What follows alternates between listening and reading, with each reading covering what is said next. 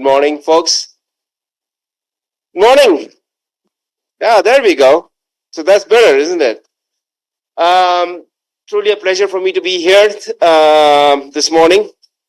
Um, if I tend to doze off in the between, please excuse me. It's from the jet lag. I've barely been about 36 hours and landed in Delhi. But it's always been a pleasure for me to visit Amity. I've been coming to Amity since 2006 is when I first came here. And it has always been truly remarkable in terms of the experience. Every time I come here, the kind of growth that is witnessed is amazing. I tell Dr. Singh that Amity University. By the way, Marut, are all of these business students, or most of them business students from engineering? Okay. So thank you guys. And the reason I was asking was because my background is in entrepreneurship in international business. And so I was saying that when I talk to Dr. Singh, I always say that what he has done at Amity University in the internationalization field can be a case study about how to run an international business program. So it's something that certainly I always learn when I come here. Interacting with Professor Marut, with a number of other colleagues that are here. And my goal is to create a much stronger bond between my institution and certainly Amity University. Okay. I have white hair on my hair, right? So it's been a long time since I was in your shoes. But perhaps a few decades ago, I was pretty much similar to where you are sitting, okay, with a great deal of anticipation of what do I do in terms of my future as a professional. And I'm talking about back in the mid 80s, where I grew up in Mumbai. Okay, so I spent most of my time in Mumbai. I was not born in Mumbai. I was born a little bit outside Mumbai, but I lived most of my life in Mumbai. So I did my formative education in there. And at that time, the country was very different, right? There were not that many economic opportunities that existed in the country. And so we were looking outside, beyond the shores. And like many of my compatriots and my peers, I decided to go to the US, right? And earn some educational qualifications there, got my terminal degree there. But I've never ever forgotten the formative impact that my initial years of education here did provide me with. And that always remains your foundation, your base, right? Today, you have many more opportunities that are present in this country because of economic growth. And what I'm here today is to share with you opportunities that you could consider where you're looking to further enhance your professional skill sets. Okay. Clearly, as I said earlier, that being in India today offers you numerous opportunities. But likewise, if there are things that you could be looking to further expand, right? The educational system in the United States offers you some great learning opportunities. So I'm going to spend a few minutes just sharing with you a perspective about my institution, okay? And then perhaps spend a little bit time fielding questions from any of you. If you have questions about, about the institution, about studying in the US, whether it is at my institution or just in general, more than happy to address those. So a little bit about myself.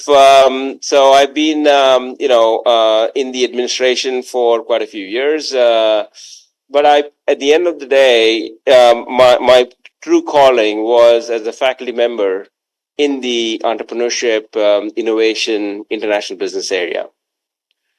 But I come to this with a slightly different perspective, not your typical academic perspective, because I am very much into understanding strategy and then developing a plan to execute it.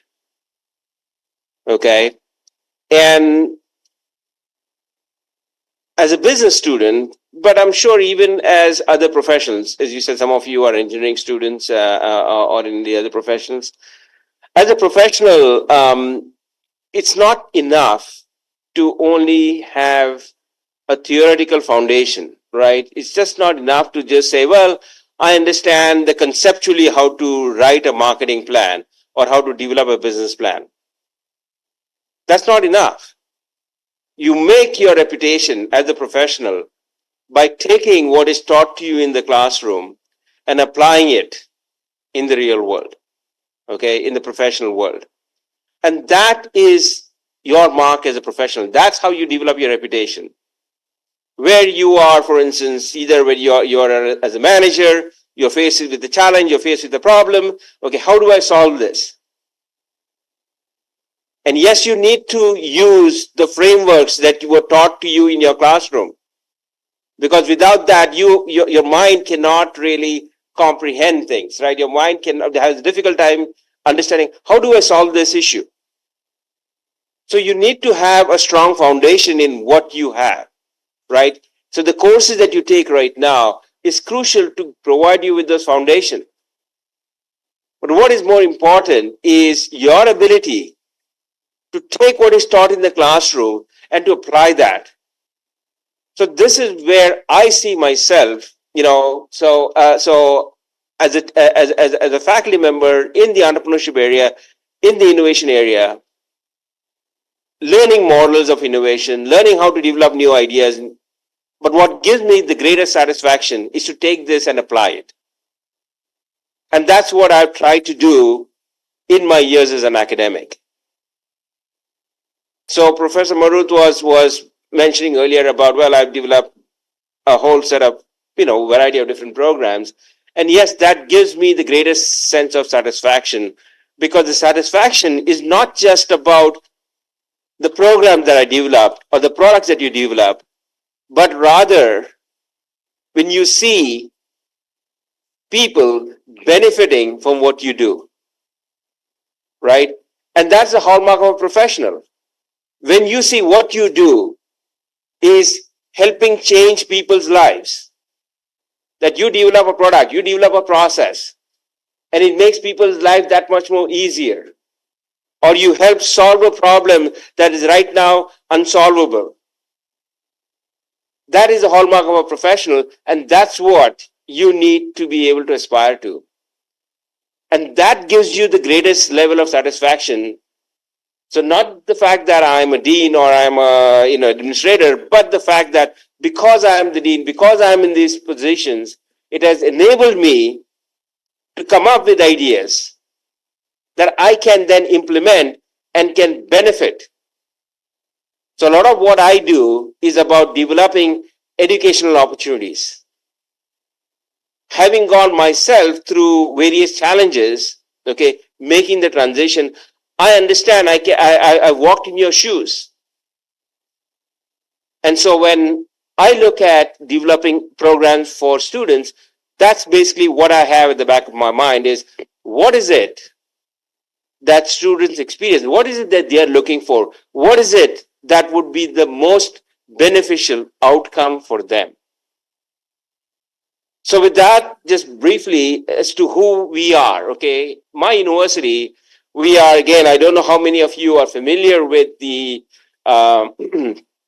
US geography, so to speak, but we are located, our primary campus is in New Jersey, which is, I know for most of you, perhaps New York City is a good reference point. And in New York City, perhaps Times Square. All of you all celebrate New Year's Day, New Year's Eve, and you see the the dropping of that ball at midnight when the clock strikes midnight. So our campus is, give or take about an hour, okay, by train, by bus, by cab, by drive, whatever, from Times Square. Okay, so we are based in New Jersey, but close to New York City. We were established, quite some time back. Okay, and we are a university that offers a whole host of different types of programs. I will walk you through that. We have two campuses in New Jersey. Both are kind of equidistant from New York City as a sort of a central focal point. We also have a campus in Vancouver, okay, British Columbia, in Canada. And then also a campus which is primarily a study abroad campus that we have in London, in Oxfordshire, called a town called Roxton, which is about an hour and a half from London, north of London. So, from a standpoint of opportunities that we create, a lot of what I do is creating pathways for students to be able to experience, okay, what would an US education bring to you, okay, and that complements what happens here, right? So as I mentioned to you earlier, my formative education was in India, right? I had my undergraduate degree in pharmacy, my master's in business, okay, in India, in Mumbai, before I went to the US. And the educational system, okay, that I went through at that time in the 80s, okay, was different from the education system that was in the US. And so the benefit for me was to take advantage of both of those systems, mesh them together, and be who I am today in many ways, right? So you need to be able to kind of figure out a ways to do both the worlds. Who are we as an academic setup? Just to give you some perspectives, at Amity University, you have some of you are at Amity International Business School, right? How many of you are from there? Okay, and then you have Amity Business School, I think, and then Amity School of Business, right? The Amity Technology, I think. I'm sorry, Maruth. Okay. Okay. So the point is that, like Amity, we are also kind of a very wide, academically diverse set of institutions, right? And so structurally, we are comprised of two colleges, if you may, okay? One is the Silberman College of Business, which I head, and the second one is the Becton College of Art and Sciences, which also has its own dean. And then in addition to those two primary colleges, we have 7 professional schools that are listed there, and I'm not going to read you because I'm sure you can read it yourselves, okay? But of course, as you can imagine, we have programs that run the entire gamut of disciplines. In addition to business, we have technology, we have pharmacy, we have nursing, we have engineering, computer science, and so on and so forth. Hotel, restaurant, tourism, as perhaps some of you may be from that particular discipline out here too. Okay. So the two campuses that we have, as I said earlier, in New Jersey, one is called as Florham campus, that we were extremely happy to host a group of students from Amity University this past spring semester on this particular campus. It's a much more traditional campus that is very suburban in nature, and in that sense, the campus is your typical U.S. type campus, right? It's a large. It's about 4,000 students. It's spread out over 100 acres and especially at this time of the year when the leaves are changing, you see that screenshot on the bottom right. That is in sometimes one of the best times to visit because it's what is called as a false colors change. And in the U.S., like in many other temperate regions, there are 4 seasons, right? And the transition from summer into fall is one of the most beautiful. And you see the colors of those leaves changing, and it's really a sight to behold. Anyway, the campus is a much more traditional suburban campus. Again, as I said earlier, both of these campuses in New Jersey are about 45 minutes from Manhattan. Okay. The second campus that we have is in Teaneck, New Jersey. Okay. Which is, again, very close to New York City. And it's more of an urban campus. Okay. And for a number of reasons, international students at the university tend to prefer that particular campus. Okay. But both of those campuses, we deliver programs that are comparable. So it doesn't really matter what campus you attend, the programs are going to be very much similar. Okay. And in addition to these 2 campuses in New Jersey, we also have a campus in Vancouver, British Columbia. Okay. And there we have a more limited set of programs that I'll run by a little bit later. Okay. And finally, we have a campus in Roxton, England, which is mostly a study abroad campus. So it's more about for our students to go and visit. We don't deliver any programs out there. So this just provides you with some perspective about students, especially international students, and how they are represented. The university, in many ways, shares similar values as Amity does. So our slogan, for instance, as an institution, is personal, global, and transformational. Okay, so globalization is inherent in our DNA, inherent in how the university was set up. Okay, the university was set up in 1942. Remember that date that I mentioned earlier? What was happening in 1942? Anybody? During that period? World War II, right? And that was the backdrop against which the university was started. And the reason the university was started at that time was because the founder of the university believed that getting people to talk to each other and interact with each other across the world will lead to less war because people will be able to meet each other, talk despite their differences.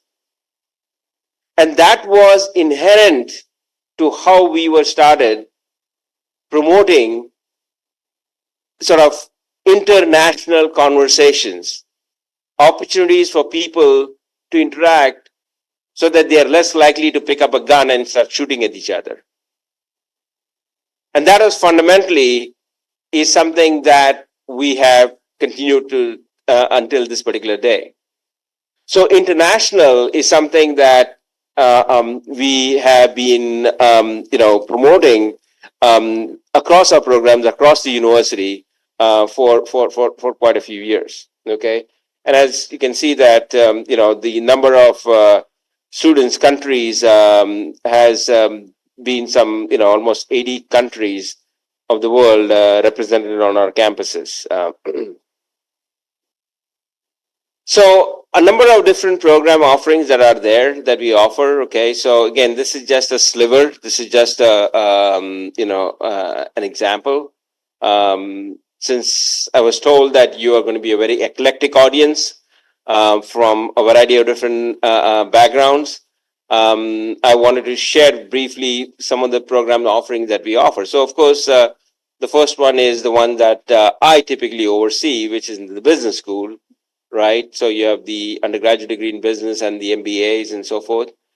And then the engineering school has programs related to, computer science, for instance. We have a designated center in cybersecurity, for instance. Cybersecurity is becoming of very prime importance, certainly in the US, I'm sure all over the world. And we have a center that is focused on cybersecurity. So, those of you who are interested in that area could perhaps consider, a combination of a bachelor's and a master's, or even just a master's in cybersecurity. For the Vancouver campus, we also offer a program in applied computer science.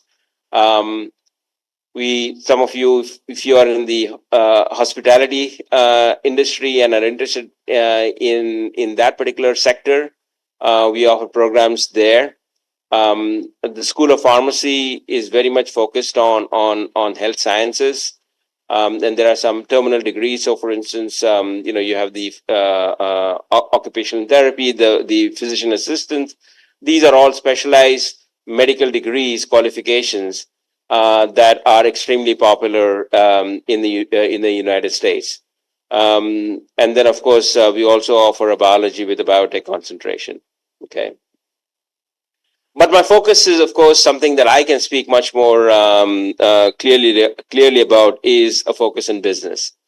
So we were introduced. The university was introduced in 42, and we have been offering the MBA, for instance, in 1948. Okay. The programs are accredited by ACSB International, so it's something that many business schools, I would say, aspire to. And we have faculty that are experts in more than 250 different areas of business. Languages. I mean, most of our faculty, you can see myself. I was not born in the U.S. I was not raised in the U.S.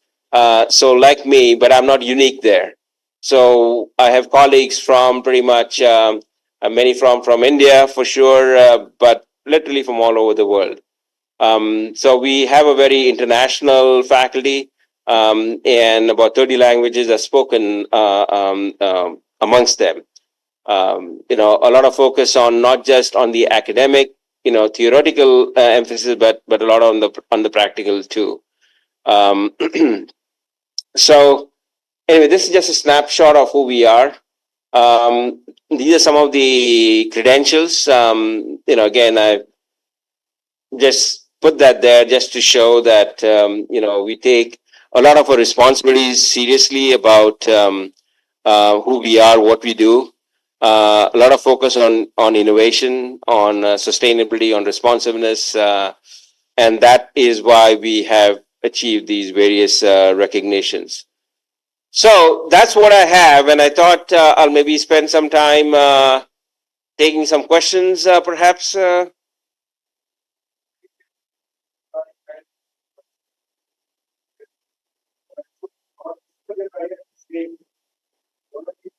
Inclination in people going to the United States, settling there for many reasons. So if you want to find out pathways that can help you nurture your career pathways, please reach out with your questions. As I mentioned, that his journey from India to US has been an inspiration for most of the Indians. It will be a great help to hear it from Professor Almeida. So I pass it on to these students, and some of you are going there for your Explore America program also. Harshita, I can see you here. And then Ananya is planning to go next semester. Ananya, if I'm not mistaken. US? Any questions, anyone? Ananya, you have a question? No? Seems everything is clear. I'd still pray to the audience to please ask questions as many as you can. I know that you're anticipating things as you mentioned in the beginning. You anticipate your future, but you're really not sure what you have to do.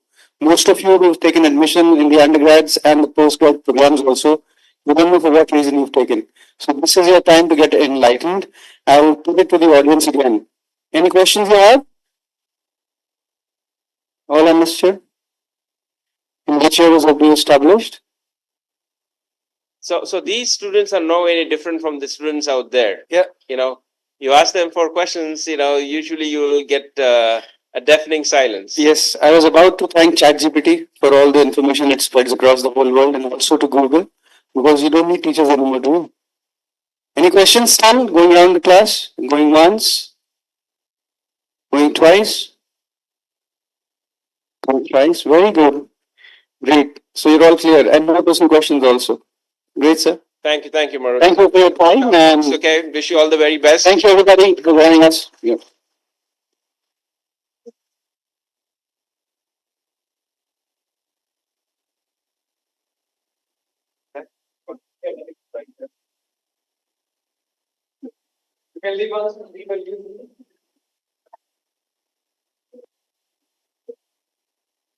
Thank you.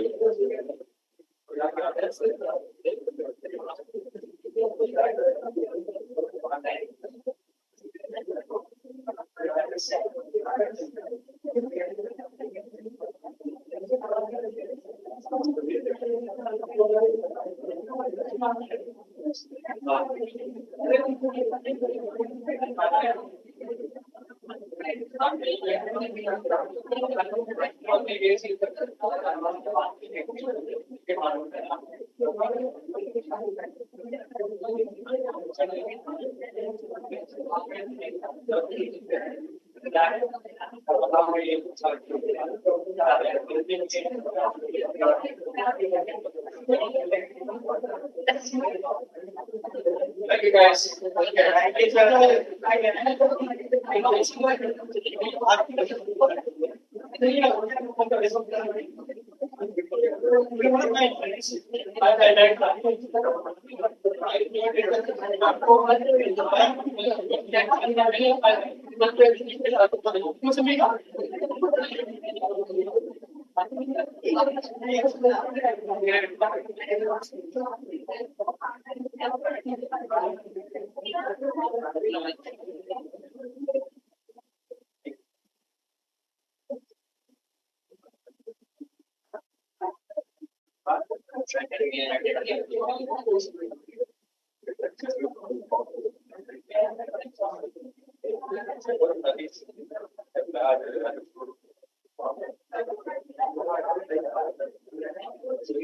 Long association with the university.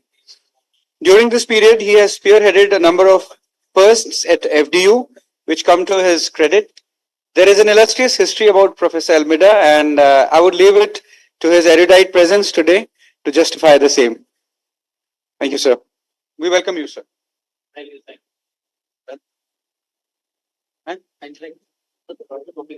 अच्छा copy करके लगा दो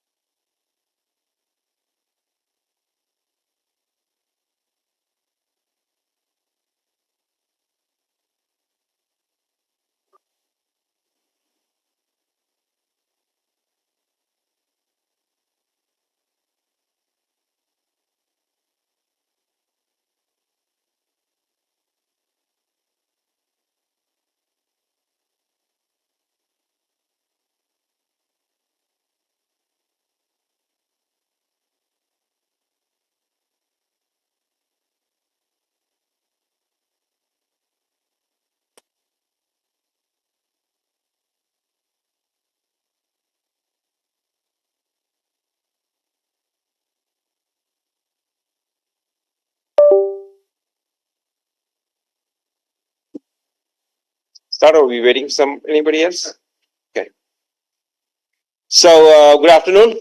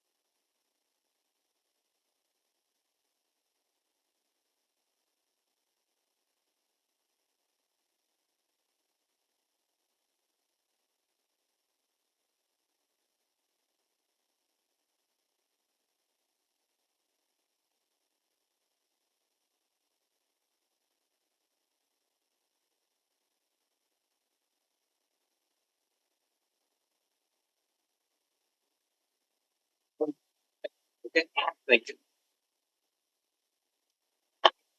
So as I was saying that, the most recent change or the improvements in the standards was in 2020, right? So now they are much more streamlined. We'll talk about that briefly. There are only 9 standards, right?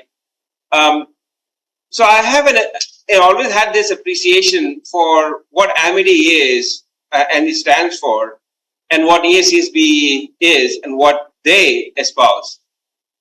And so I've always been chewing on during these years that this is something that you can absolutely do. Okay, perhaps it may take time a little bit because and we'll talk a little bit about it.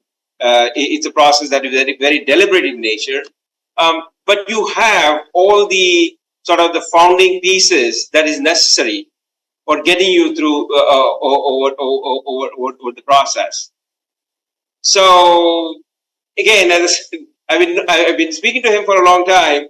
So finally, a couple of years ago, when we decided, I was appointed as dean, and we said, okay, we need to work together now much more closely. At that time, I was associate dean.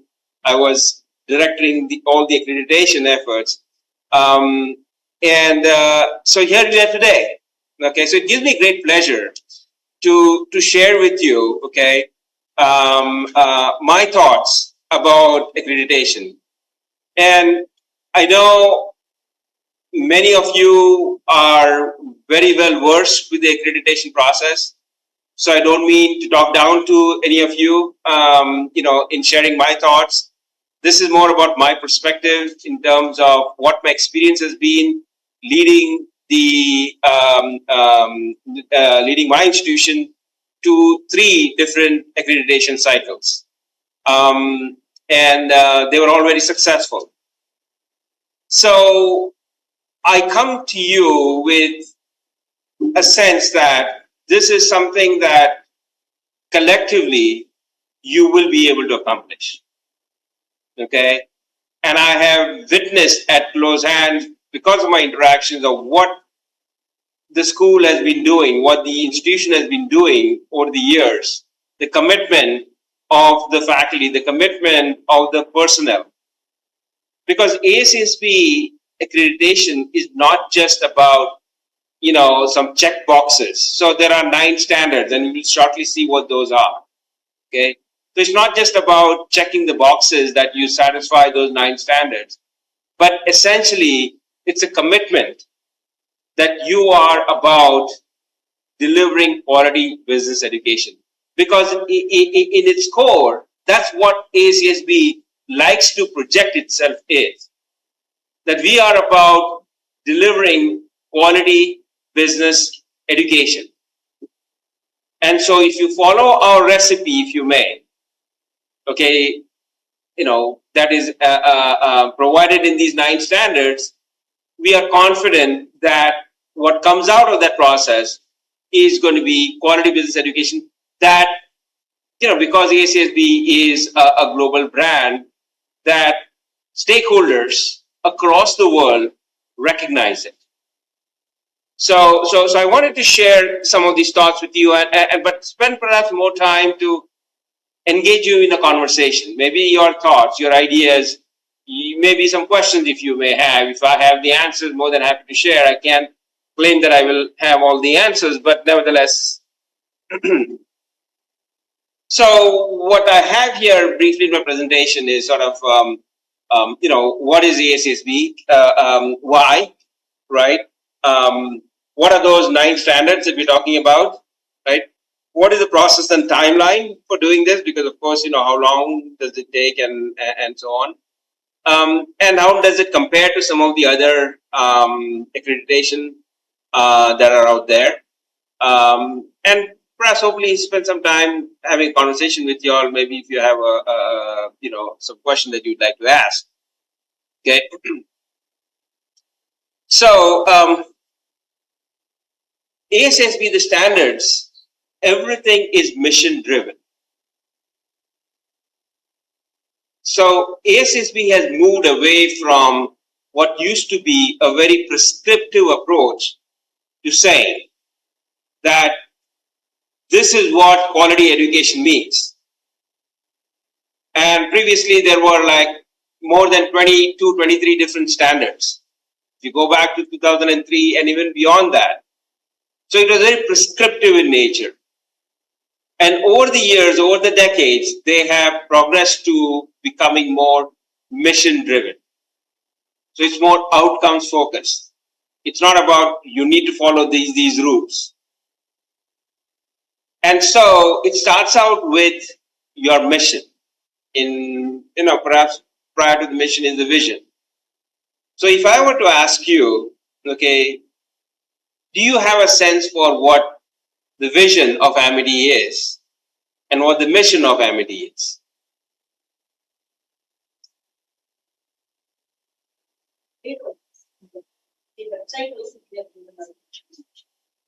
Right. So right.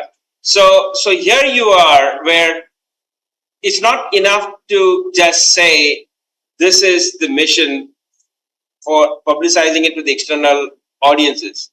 It's something that the institution, the faculty, the students themselves absorb it. And so everybody knows this is our mission, and everything that we do is central to that mission. It's like, when you have your strategic plan, right? Your strategic plan, you starts out with sort of the processes, you have your vision statement, and then you have the mission. And all your strategies are based upon what the mission is, right? Because if you implement your strategy, the assumption is that you are fulfilling your mission.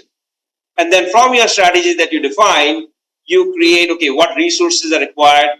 What resources do we commit? How do we implement it? Right? And then we figure out, okay, are we doing the implementation right? If things are not going according to plan, what needs to be done? So essentially that's what the strategic management is about, right? So it starts out with that mission. So understanding that mission is so very crucial, but not just, that, Dr. Singh or Dr. Chawan or a few or the senior leadership that is here. It's pretty much every faculty member. So it's not that you're going to be expecting somebody to take a test, but at least as you just explained it, components of the mission of who we are as an institution, right? And in many ways, this is what at least I got from your website, right? And in many ways, it is where you're focused on, research, the thought leadership, global, right? Multicultural, intercultural. And that, in a sense, is what, at the end of the day, is what those standards are about, and we'll shortly see. So to me, as I said, it's almost like a no-brainer, as we say in the US, as to why you would not go through this particular process. So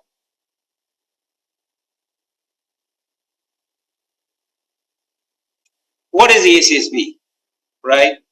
It is, in a nutshell, it's about delivering quality business education. So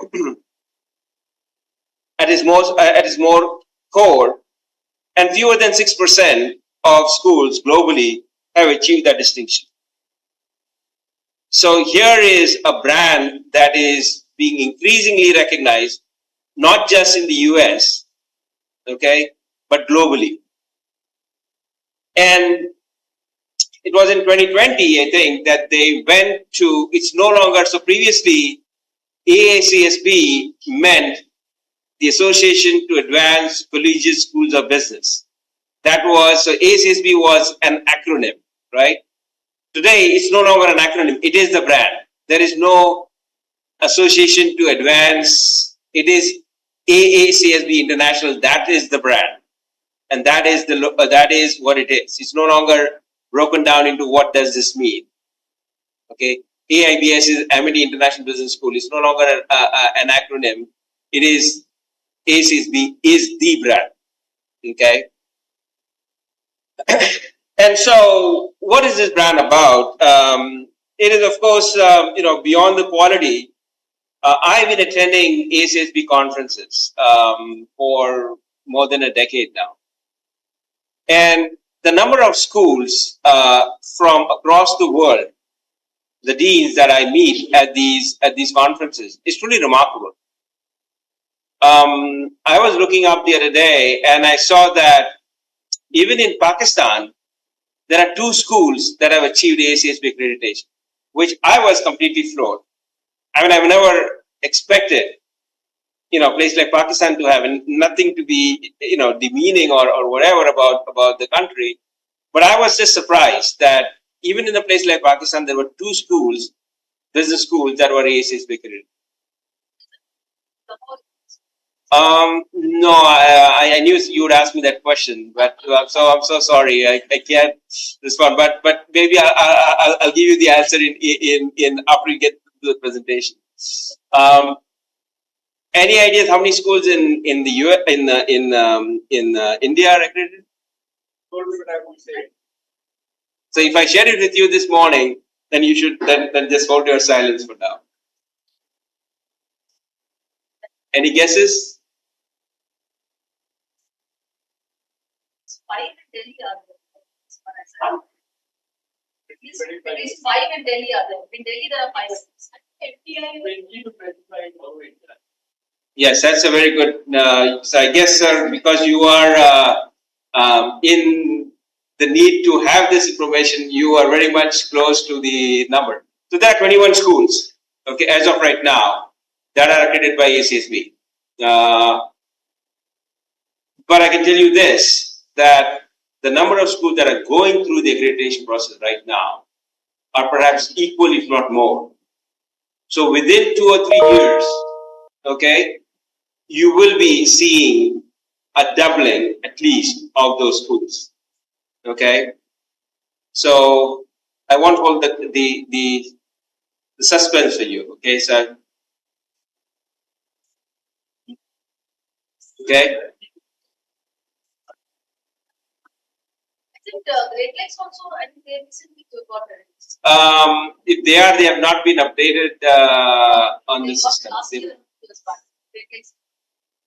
Then maybe I don't know. I didn't see them listed. Okay. I know the directors who have. Okay. Part the ACs.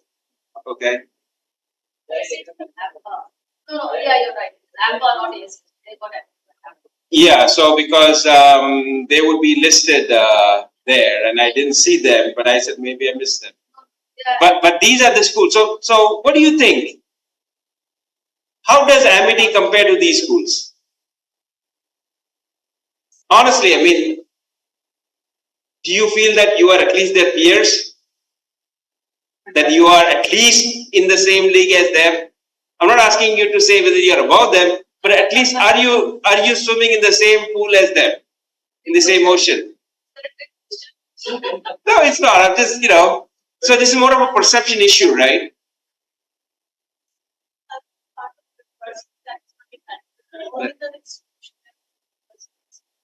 Right, I'm saying that from a branding standpoint, do you see that you are at least equal to most, if not all, of these institutions, if not better? Okay, so there you go, right?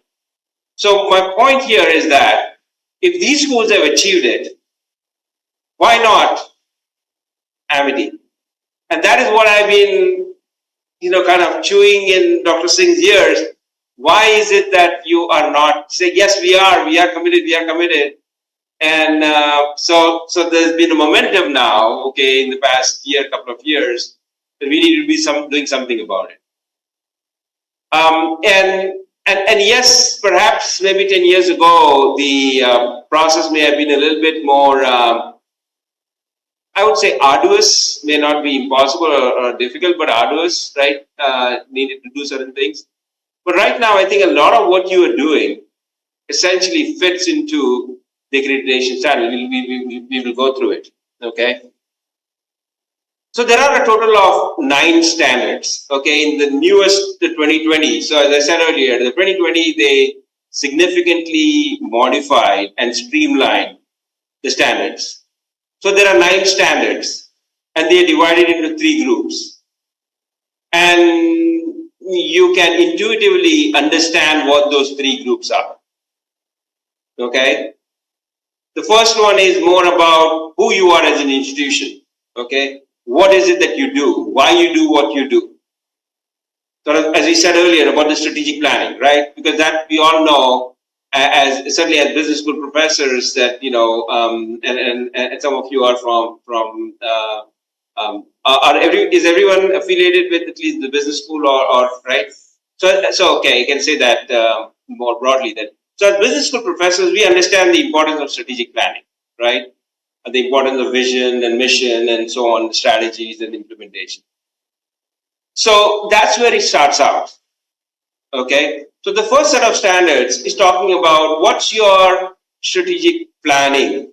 So what's your mission, what vision, what do you want to be? And then do you have a sense for the resources it's going to take? And do you have a plan for getting those resources? Okay. Now again, when you think about Amity, of course you have a strategic plan. Of course you have a vision. Of course you have, resources and you have a resource plan and you are doing your due diligence of evaluating your strategic plan and so on and so forth. So in many ways, a lot of what you are doing is consistent with those set of standards. The next set of things is about who are you, like your students, your faculty. Okay, how do you get the students?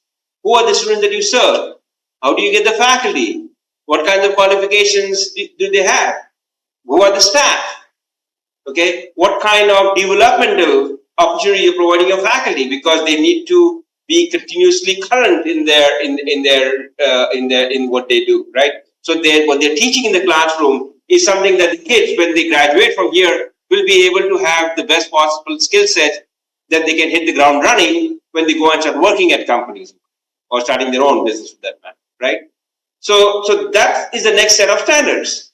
Okay, who you are, what you do, and so forth. Tell us about your degree program. Tell us about your curriculum. Tell us about your courses. Tell us about what are the students learning. Tell us about how do you ensure that the students are learning. So assurance of learning, closing of the loop. These are, jargon that we are now very familiar with, right? And then the final set of standards is, why should anybody outside the Amity universe care that Amity exists? Meaning, what is the impact that Amity has on the stakeholders, on the community? So what is Amity known for? For instance, thought leadership, right? What is your thought leadership of your faculty, right? So those are the three buckets, if you may, of the standards, these 9 standards. And if you think, I wanted to present to you in this manner because what I want you to think about is, okay, these are the standards, but if I have to apply it in the context of Amity, how would this work?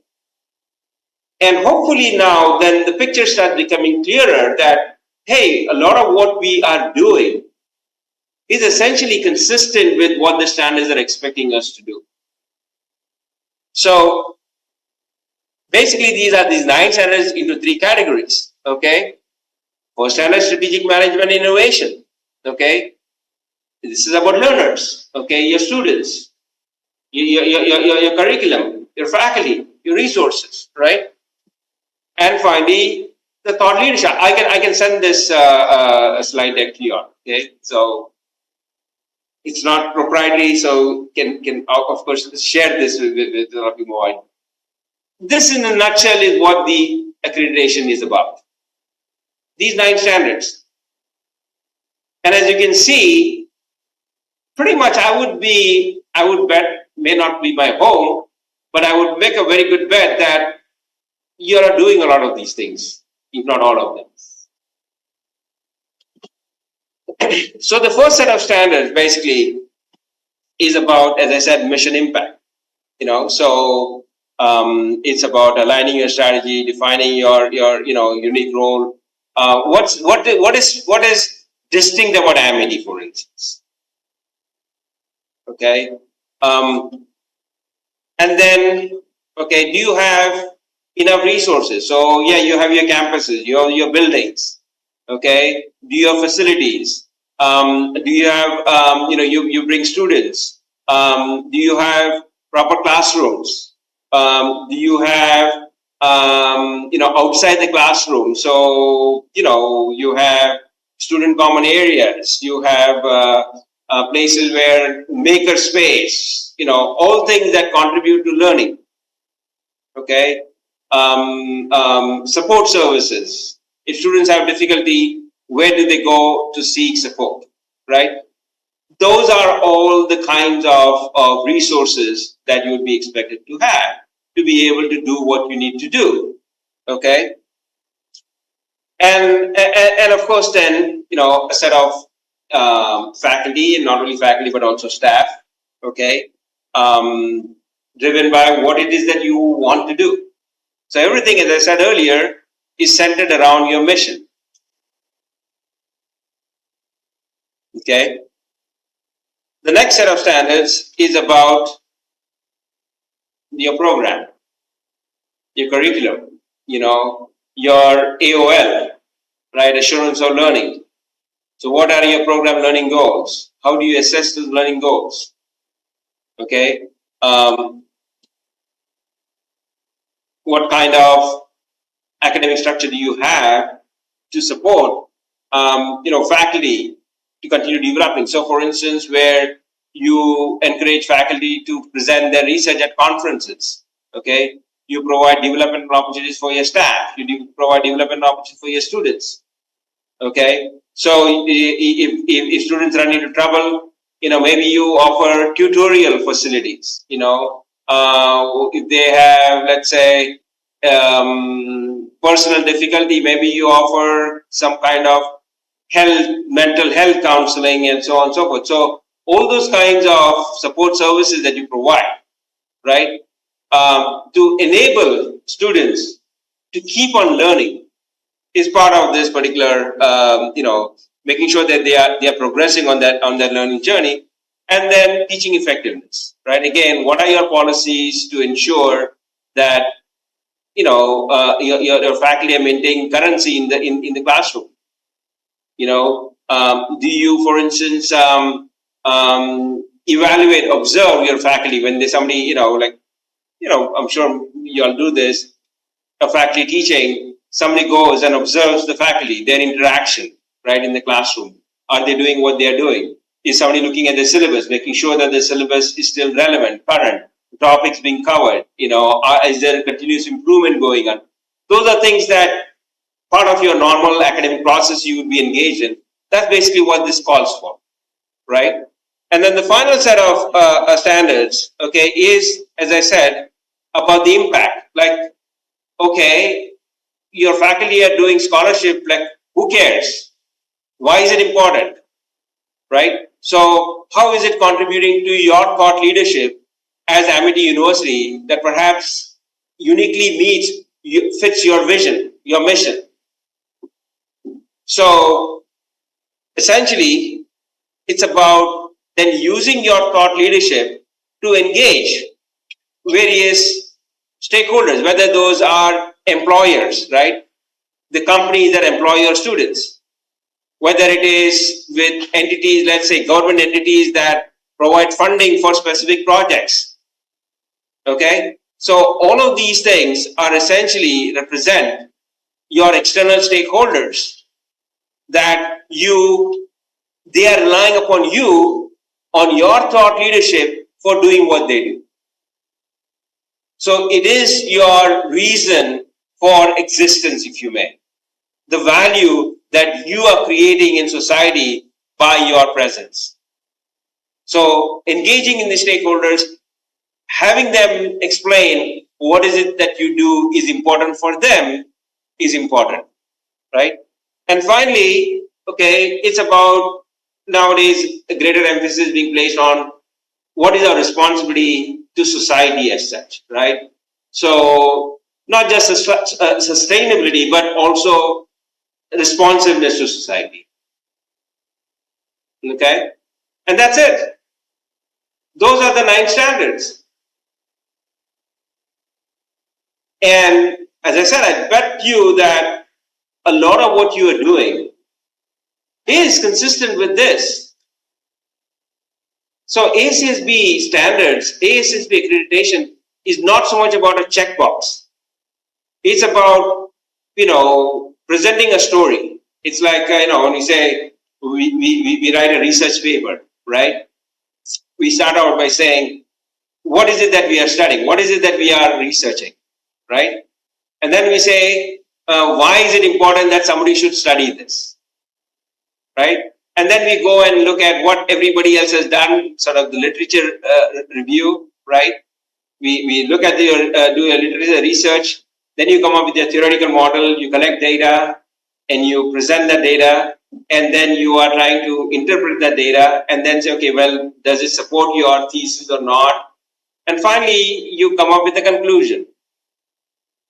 That is, in a sense, is what the accreditation reports are about, is for you to be able to tell your story. And fundamentally, all of these accreditation reports that are generated is about telling your story.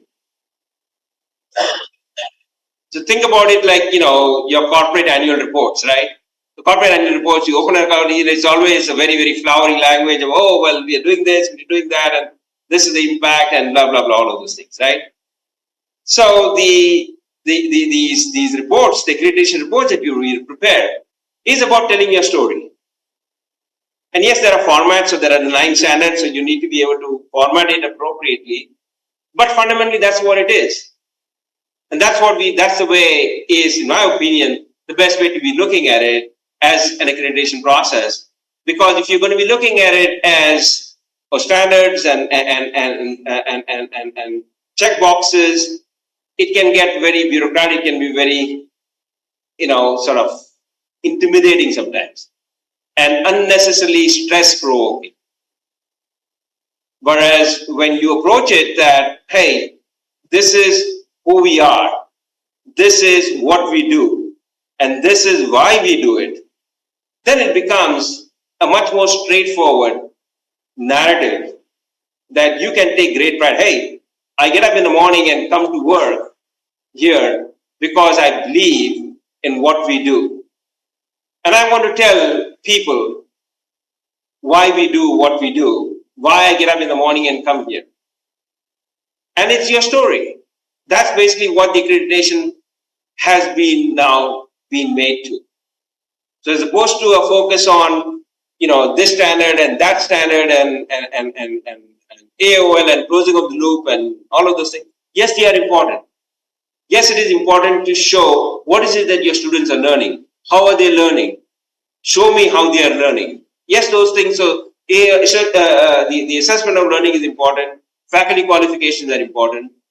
But it's all about fundamentally who you are, what is it that you're trying to do, and to be able to demonstrate that you are doing it in a manner that is of a high quality. Excuse me. So in terms of, just to walk you through, again, this is just a summary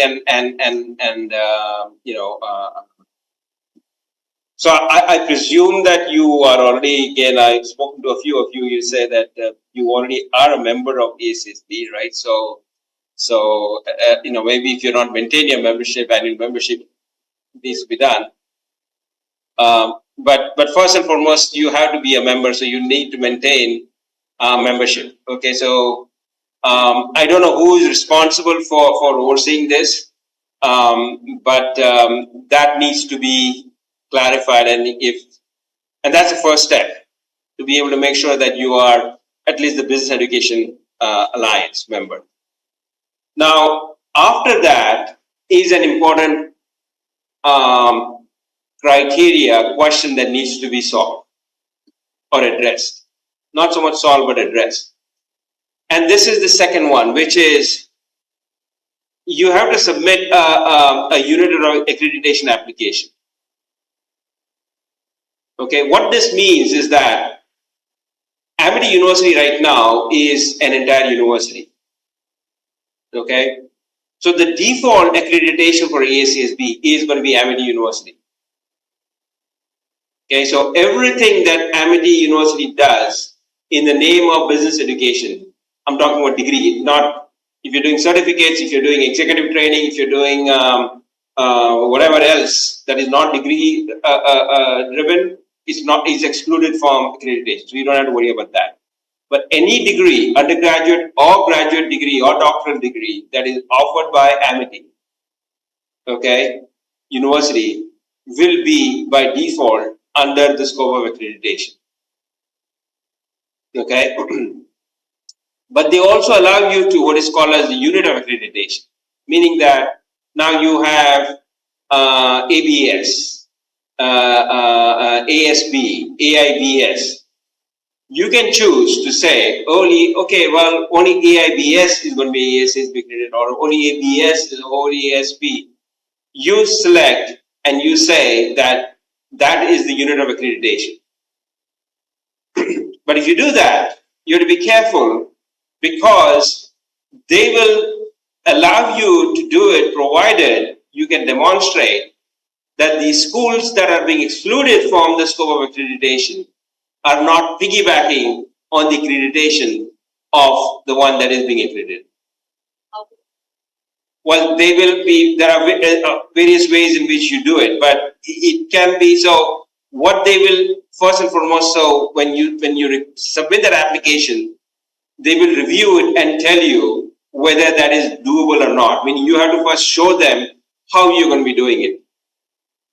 Okay. So, for instance, the governance will be different, and so you have to follow certain set of criteria, or else they will tell you, no, you can't really go, and you have to either take it or leave it. So the entire Amity University is going to be accredited. Okay. Yes, you. Sorry, Prof. You're saying this is for business schools, right? How possibly can the entire university come under the purview of ACS? No, okay. So Amity University's offering of business degrees is accredited, not any degree. No. So, like for instance, for us, Silberman College of Business is not accredited by ASSB. It's Fairleigh Dickinson University that is accredited by ASSB. So any business program that FDU offers comes under the ASSB umbrella. No, to everything. Yes. Absolutely. So any business, so basically ASSB is about accrediting baccalaureate, undergraduate, as well as master's and doctoral programs too. Yes. Okay. Okay. The next, now since I'm asking this question specifically with specific reference to Amity. Now we have let's say 4 schools, 3 schools. That's now 4 schools offering management, business education. So one is the School of Business, AIBS, and ABS. How would what form would the review process take in that sense? Would we take into consideration the functioning of 3 schools? Because it is possible that there may be slight differences in functioning. So how? So this is where they will tell you to what extent are these schools separable. So okay. So as part of this, what you are saying is, so please accredit only AIBS. Okay, because AIBS is run separately. The onus is going to be upon you to demonstrate that AIBS is separate from the others. Okay, so as long as you can demonstrate that, that is fine. That's where that application is crucial, and that it's not 100% guaranteed that the application. Let's take all of this together. And how to take all of it together? As I said, all of them do have. So the default is everything. You don't have to. Right. That's the default. Because then there is no confusion, because Amity University is accredited by ACSB. It doesn't really matter whether it is a degree offered by ABS, by AIBS, by ASB, doesn't really matter. Yes. So I think it's that you apply for Amity University, you apply for Faculty of Management covers all the institutes that fall under Faculty of Management. So it's up to you. How do you, and we can work on that, okay? But if you're going with the default, then you're better off going with Amity University. Don't bring in the faculty, because faculty of management studies is just an organizational structure unique to Amity University, right? So ACSB doesn't really care about that. There will be ways to describe it, that's different. But my recommendation would be is that if you are comfortable going with everything, then say Amity University is the ACSB accredited, not necessarily, yeah. So the FMS is more, I was talking to Marut just to get a better sense of how the academic structure is set up. The FMS is more of an academic structure. It's more of a faculty governance issue as opposed to the degree. They are not so much concerned about, well, governance is important, but not so much from a standard standpoint. They are more about when these students get out with your degree, are they getting a quality experience? That's what they're concerned about. Yeah, I think so. We have all everything. Like Harvard School of Fashion Technology also has, the Arts for the Communication also has, likewise. So will it be difficult to give each and every program as part of this? So there is something what is called, and we won't go into details right now, but something called scope of accreditation document. Scope of accreditation document says that, okay, well, if there are some programs that are so unique in nature, okay, that they can be excluded. We can, you submit a request that, okay, so and so program is to be excluded from consideration. Let's say a program in fashion technology, okay, you can exclude, you can say that is unique. Now, if you say it's MBA, then it is going to be part of because the degree that is accredited is MBA, not so much the fashion technology. Because fundamentally, the MBA is considered to be a core degree, right? 70% of the content will be similar regardless. The 30% will be different. Like if you have finance versus supply chain versus fashion technology versus marketing, whatever, right? But the core MBA is always the core MBA. Okay? So if it is just an MBA degree, then yes, that is going to be considered to be part of the accreditation. And you want it. Right? Because if you're going through the process of going through this accreditation, you want anybody who's earning an MBA from Amity to have the stamp of approval that is the ACSB accredited. But let's say you have a sports management program, okay, or a hospitality program, right? Then that is not, and you can exclude that. So we have a hospitality program, we don't include it. We have a sports management program, it's excluded, okay? Our case, first year, no, that's no, I'm just saying, because MBA in hospital, MBA in agriculture, like we have agriculture and food management. So, but first year is more or less similar, because we have students studying with us for first year. The specialized subjects are with the management institutions only before that.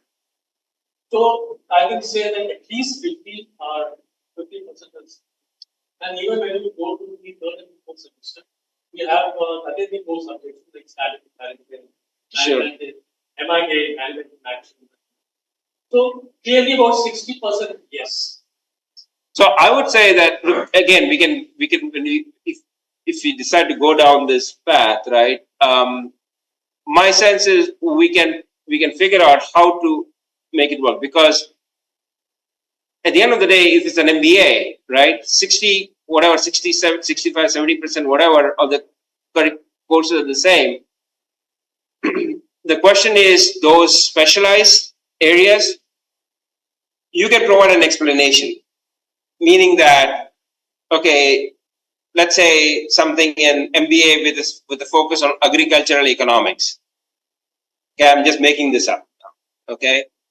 And so you're going to be saying that, well, the people teaching the agriculture economics, who are those faculty teaching agricultural economics? Okay. They are likely to be PhDs in economics, focus on agriculture, right? So in that sense, they are meeting, the rigor, right? So even though they are not traditionally part of the business school, and maybe they are part of the, I don't know what other school they have, right? that's considered to be okay, because you are saying that the MBA, which is what a lot of the coursework is being delivered by faculty who, so they meet all of the standards. We, for instance, offer specializations, in areas that are not within the business school, right? So we have two core colleges. So our academic structure of the university is two colleges: Silberman College of Business, and I oversee that. And then I have my counterpart in the College of Arts and Sciences, and she's a dean there, so she oversees all arts and sciences programs. And then we have 7 professional schools, which is School of Pharmacy, School of Computer Science and Engineering, School of Psychology and Counseling, and so on and so forth, right? So we offer in our MBA the option for a student to go and get a specialization in another area, okay? But they still get, the accreditation is ours, right? So there are carve-outs that are done where we are saying those are not traditional business discipline. Agriculture and economics, for instance, is not considered to be a traditional business discipline, right? Hospitality is not considered to be a traditional business discipline. So we can say, okay, well, for 70% of the courses, of the credits, we are overseeing that. So I'm AIBS or ABS or controlling that, okay? For the other 25, 30, whatever percent is unique. But even you can demonstrate that even in those schools, right, those faculty are also terminally qualified, right? They have PhDs in agriculture economics or PhDs in whatever, terminal degrees are in that particular field. So this is where that scope of accreditation becomes a way to address that. About the integrated program, like in engineering, you have engineering plus MBA. Yeah. Which is the 4.5. Yeah. So will that be a problem? No, it's not a problem. So again, the focus is what is the business side, right? So they are looking at, so okay, when the student is coming out of Amity, right, you are giving them a degree which says BBA or BS or whatever, right, or BSc, whatever your degree is. So is it BBA or what's the degree here? Now at the undergraduate level, it's BBA degree, right? So right, so in this program, they get a BBA plus the MBA plus something else. This is specific. The business we have integrated. Right. Likewise, in an engineering institute, we will be having the BTech plus the MBA. Okay, so the BTech plus MBA, right? So I'm talking we as in Amity Business, right? Is the MBA. The BTech is from somewhere else, right? So they are not concerned about that. They are concerned about the MBA. Right. Now, if you let's say did the BBA and the MBA, then yes, both of them will be considered. Here in this case, only the MBA will be. Right. Or conversely, if you're doing a BBA plus an MTech, only the BBA is considered, not the MTech. Business. Exactly. Yes, exactly. Complete degree. It's the complete degree. Yes. Part of the degree cannot be added. Very, very good point. Okay, so as part of this accreditation process, right? We are right now at a I would say 15,000 feet level. We are not down to the 3,000 foot level. Okay, we can go there. Not a problem. But I just want to keep it a little bit more.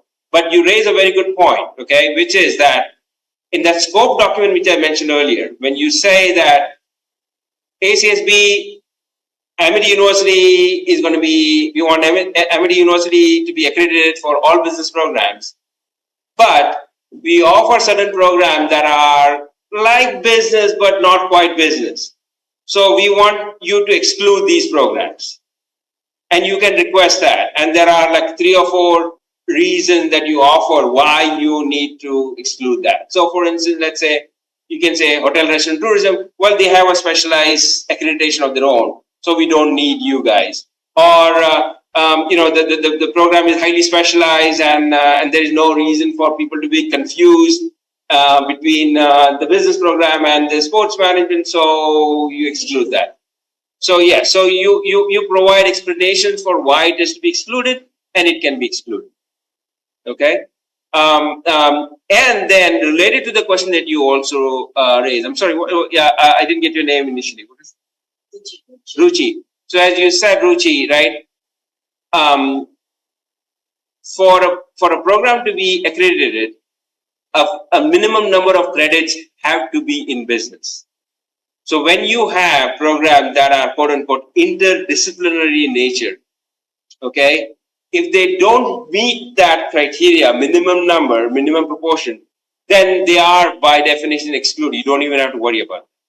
So somebody in the engineering school taking a few business courses, okay, that let's say, we have some folks in our cosmetic science program taking, 3 or 4 elective courses in business because they want to quote unquote get a business perspective, right? Well, the computers, the cosmetic science program is not part of the accreditation. We would exclude. We not have to worry about it because it does not meet the minimum threshold. So there are ways in which you can then exclude that. Kind of borders of management that they understand. Now, degree in economics, which has a large number of business courses, would that also be? They also qualify to be accredited? Very good. Okay, so basically, economics is sometimes it depends how it is structured. Okay, economics can be seen as the mother discipline, right?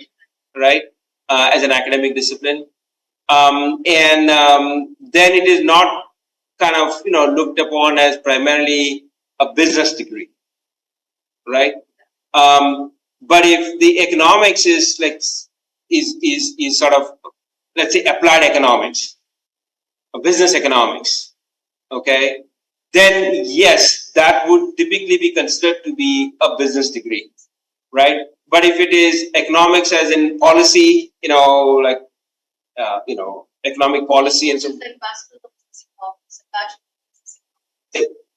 Yes, when you put the word business there, typically, basically it would come into, unless again, a lot of this can be carved out through the exceptions, but the onus is on you to be able to make the case for why. And there are 3 or 4 criteria that you would be expected to follow. So as long as they follow those criteria, then you can request an exclusion. So as part of any accreditation process, one of the documents you have to submit is, especially if you're going to be going with the whole institution accreditation, you can set up that these programs are going to be excluded. Okay, so you let them know, and invariably, as long as you make the case, they will say, okay, fine. It's essentially, I understand that it's program specific rather than. Yeah, it is. Well, the unit of analysis is always program, always the program. Yes. And as you mentioned, the minimum number of credits should be business. Yeah. What is that number of credits? For the undergraduate, it is, I believe, more than I think 25% is business. Then it is part of the accreditation, and the graduate, I think, is 50% something, or one of those two. Okay, so it's 25%, 50%. So once that threshold is crossed, then they are considered to be part of this. Yeah. So as long as let's say your business credits are below that threshold, or the total number of credits, right? So whatever the total number of credits that are required to earn the degree, as long as you are below that threshold, then those programs are excluded. Once you are above that, then yes, they come. What's that? No, it's whatever so let's say your requirements are 100 credits, right? Then whatever 25-50% of that, it's not necessarily related to the Carnegie classification. No, it's up to yours. what your requirements are. So that's basically how it is. And if those are so that's one way, of course, to exclude the program. The second way is through these carve-outs. Okay. So let's say that you once you solve the accreditation, whether the whole institution or unit wise, okay, and assuming that if I'm reading the tea leaves here, it seems to be that you'll prefer the whole university as opposed to any of the constituent schools, right? So then you would submit the eligibility application, okay? And the eligibility application basically is it's a comprehensive document. You can see it again. It's on my laptop. I'm sorry, I don't have it here. But it's pretty much it reflects the standards, right? So the 9 ones, as we talked about, things about your strategy, your mission, vision, your strategy, and all of those things, your resources, and then your programs, your learning goals, all of this thing, what you're doing on assessment, and then finally those thought leadership impact and all. So essentially, you are providing an initial report of saying what it is that you're doing. Okay, and then based upon that, they will review it and they will tell you that okay, fine.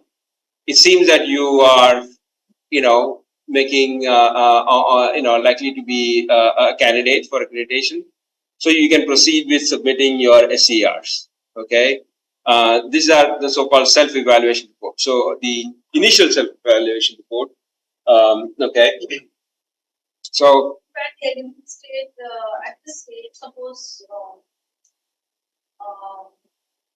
I'm not saying that if there are some gaps there, they kind of because they help in filling it up, or do they? Yes, so they will for sure. Everything is sort of developmental feedback, right? So it's the view to not just say, no, you don't meet our standards, forget about it. Go and solve it and come back. No, they'll tell you, okay, here are some things that you need to do. These are some kind of mentoring thing. Absolutely, yes, right. So basically, there is in preparing the eligibility application, right? You need to have some understanding about what needs to go in there, and so forth. Typically, this is what we would do as accredited institutions. When I prepare the what for us it is called the CIR, continuous improvement report. So all schools that are accredited, sort of continuous, because the whole notion of ASSB is about continuous improvement, right? So when we have to submit our, now it's 6-year reports, it's called CIRs. So our CIRs that when I have to submit mine, it pretty much follow those 9 standards and what are we doing for each of those things, right? So it's similar to that. So based upon that, they will review that and tell you, okay, fine, you seem to be going along. Now go ahead and prepare a self-evaluation report. And once you submit the self-evaluation report, again, you're doing this thing. Now you're demonstrating it. Now you're getting into real serious, process levels of the process. And then they will tell you, yes, okay, the initial report CR is acceptable, and you can proceed now to developing the SCR. And once you prepare that SCR, then you go to quote unquote submitting the final SCR. You submit it to the what is called as the initial accreditation council, IAC. They will review it. They will, will set up a team to come and visit you, typically comprised of 3 deans. Okay, and then the deans after the visit will submit a report. It goes to the IAC back again, and then they say, okay, fine, you are a member of the club. You mentioned revise and resubmit, so you allow iterations. Yes. Yeah, this is again, as I said, it's a consultative process. It's a development process. Sometimes you send a article to the editor, and you get a right away acceptance without a revise and resubmit. But we know that's not reality for most of us, right? Yes, exactly. So we know the reality, right? So typically, again, submitting that is not that big. It's just that it's more developmental in nature. In fact, sometimes the stuff that they flag earlier on, you don't have to worry about addressing it later because you already fixed it, right? Because you go through the ICER, right? And then you go to the CERT, and those were not flagged earlier, and you kind of kept on going, and then they flag it at the CERT, and that's the second stage gets delayed. You see my point? From the time you become a member, there's the time period subsequently measured. You tend to lose a membership, or the time period is flexible. And also in between all these steps which have told us, is there a definite time period or a maximum time period where we can go on to the next step? There is no minimum time period required. I mean, but generally speaking, the whole thing takes about at least 4 5 years, I would say. Yes. Okay. From the time to, because you're starting out with, you don't have the accreditation application. That is the first step, right? So I mean, I'm presuming that you have, let's say, the membership, right? Those, that's just about paying the annual fee, and so it's not a big deal. But the other ones after that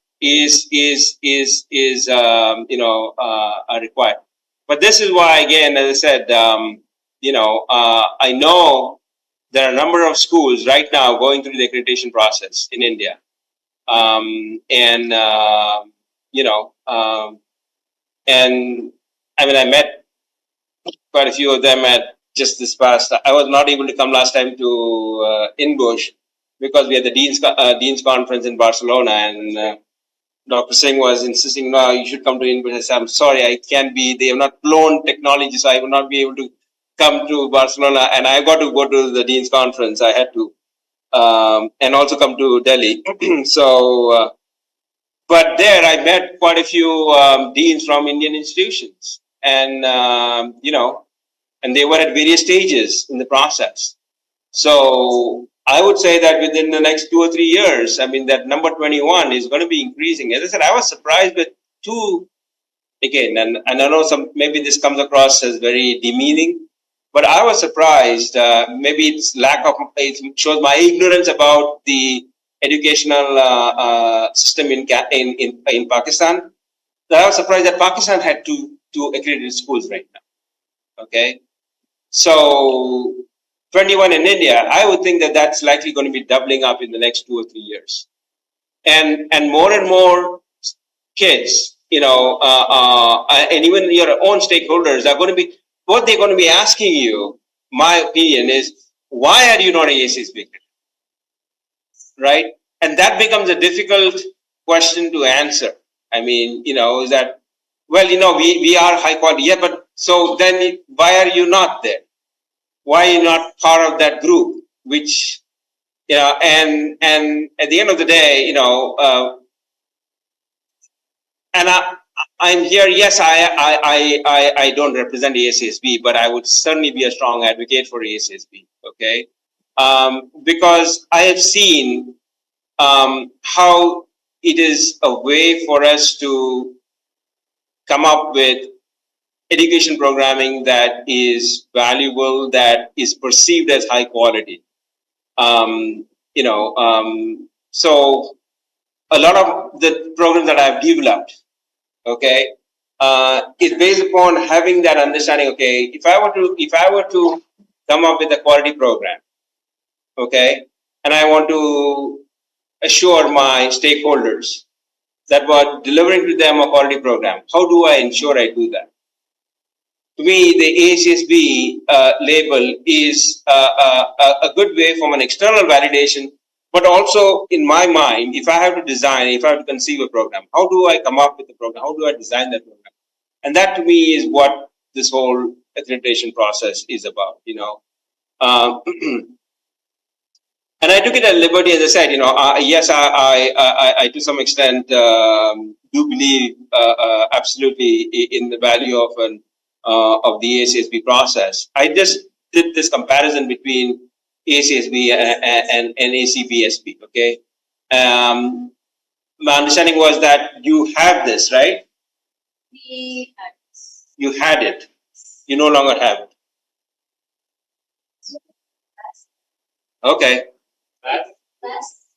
Well, okay. So that the Western Association of Schools, that's a different accreditation. That has got nothing to do with the ASSB. Okay.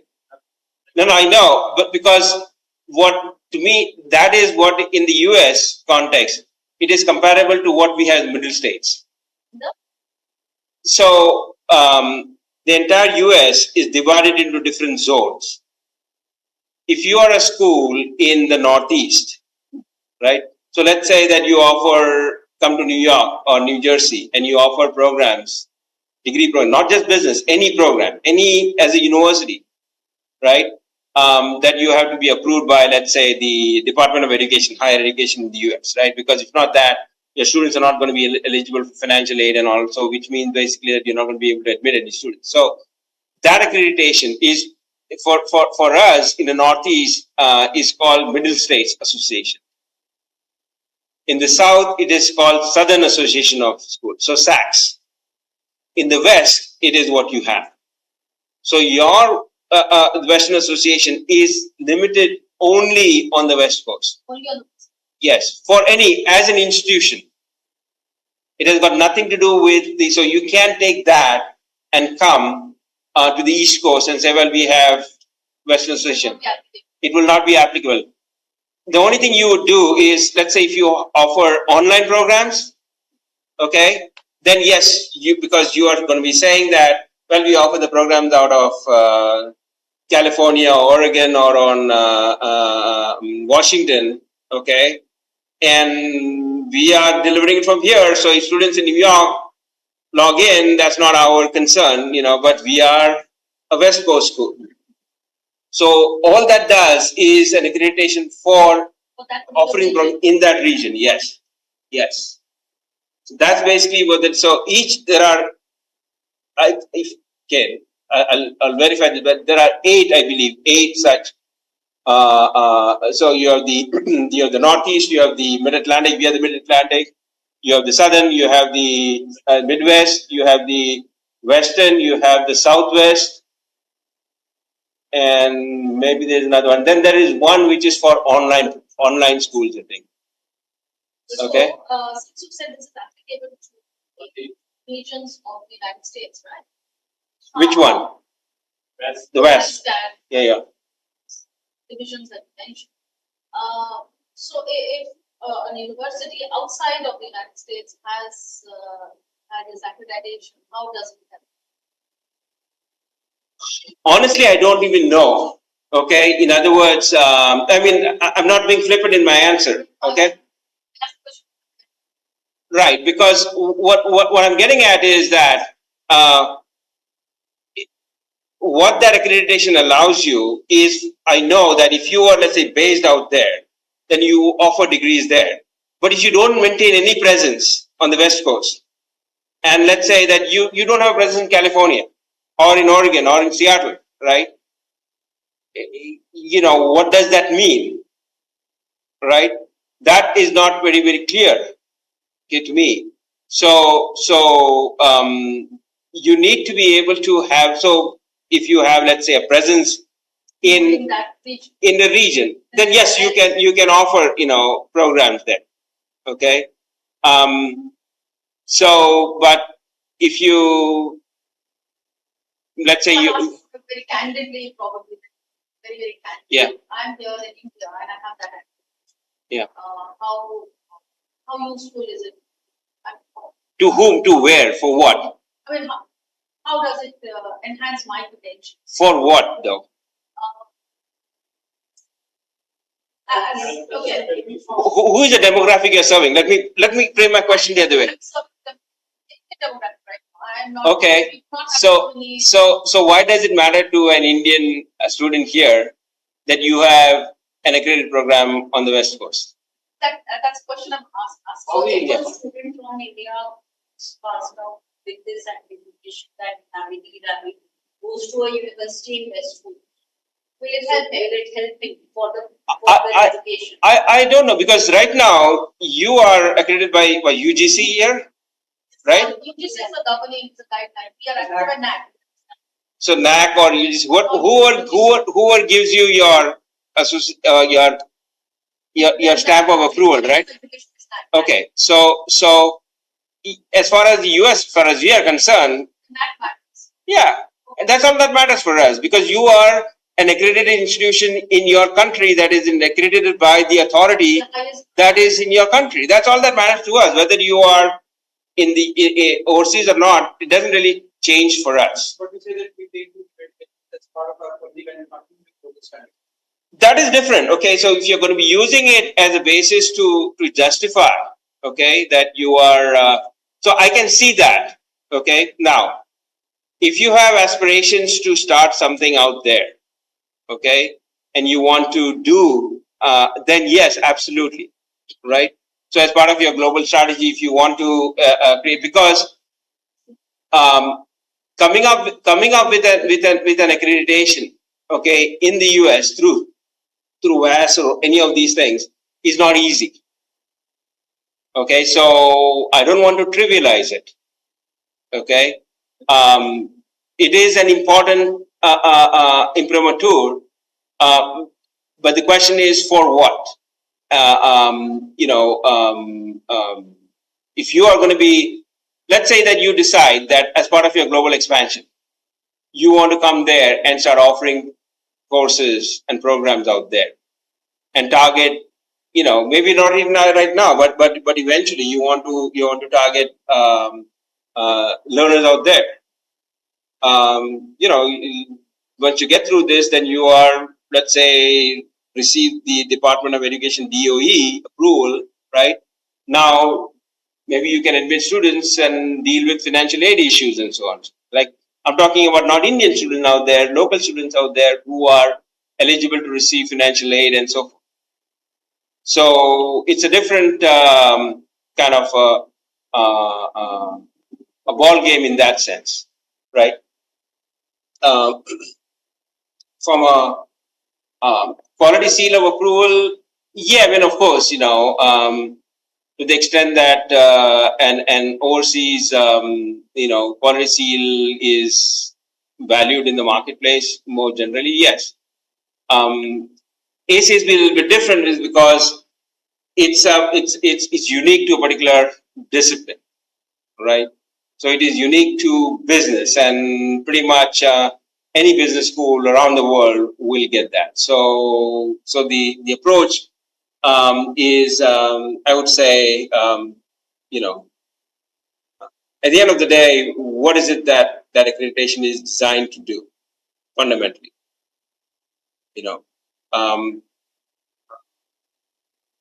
Those accreditations are more unique for institutions that are operating out there or have intentions or aspirations to operate out there. So the WA, that's the Western Association, isn't it? That's the one, right? Yeah. So that's the equivalent of our middle states. So all the schools up and down, any California schools, any Oregon, Washington school, and it's not an easy accreditation to get.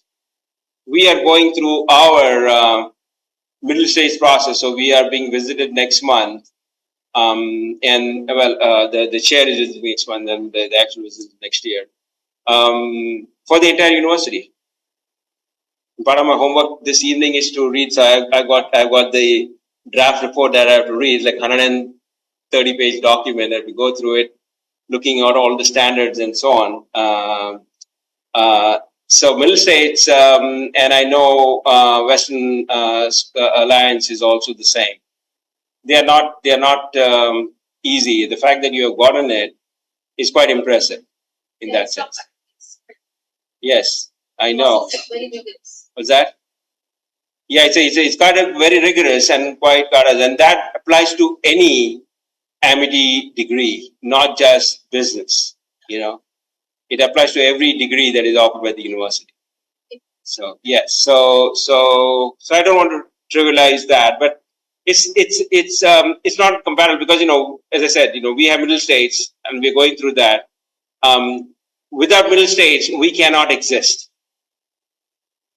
In theory, we can exist without ASSB, but without middle states, we cannot exist. We will lose our presence as an accredited university because we will not be able to admit students on financial aid and so on and so forth. So all the Department of Education funding goes away.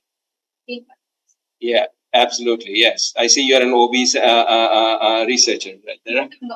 Okay, you're not an OB researcher. Okay, that your Hertzberg theory of you want to. Okay, sorry, I couldn't resist. I heard a hygiene factor after a very long time. So. How would it compare with